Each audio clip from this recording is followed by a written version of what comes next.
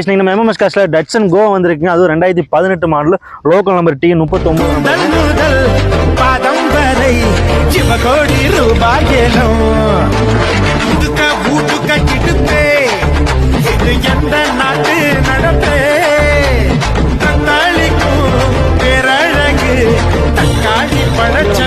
2018 model second owner condition இருக்குங்க. அது Tiruppur number.